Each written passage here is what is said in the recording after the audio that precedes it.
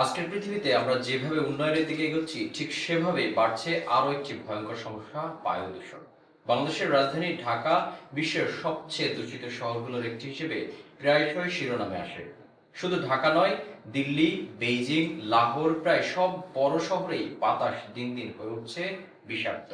আন্তর্জাতিক বায়ুমান প্রযুক্তি প্রতিষ্ঠান আইকিউ এর আজকের তথ্য অনুযায়ী ১৫১ স্কোর নিয়ে বিশ্বের দূষিত শহরের তালিকায় অষ্টম অবস্থানে রয়েছে ঢাকা। শহরটি বায়ুমানের এই স্কোর অস্বাস্থ্যকর হিসেবে গণ্য করা হয়। গত বৃহস্পতিবার সকাল ১০টার দিকে ঢাকার বায়ুমানের স্কোর ছিল ১৮৭। এর আগের দিন বুধবার একই সময়ে ঢাকার বায়ুমানের স্কোর ছিল ১৬৩। শ্বাসকষ্ট, হাঁপানি, ফুসফুসের রোগ, এমনকি হৃদরোগ সবকিছুর পেছনে রয়েছে এই বায়ু দূষণের প্রভাব। শিশু, বয়স্করা রয়েছেন সবচেয়ে বেশি ঝুঁকিতে। কিন্তু প্রশ্ন হলো, এই দূষণের উৎস কোথায়? প্রথমত, অযাচিত যানবাহনের ধোঁয়া।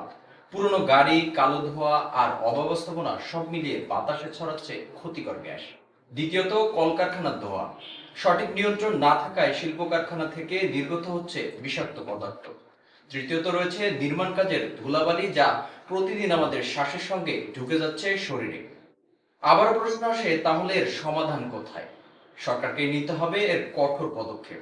পুরনো যানবাহন নিয়ন্ত্রণ, কারখানায় পরিবেশ বান্ধব প্রযুক্তি ব্যবহার এবং সবুজায়ন বাড়িয়ে কমানো যেতে পারে এসব দূষণ। পাশাপাশি সাধারণ মানুষেরও দায়িত্ব আছে, গাছ লাগানো, অপ্রয়োজনীয় গাড়ি ব্যবহার কমানো এবং সচেতন হওয়া। কারণ মনে রাখতে হবে, বাতাসই জীবন।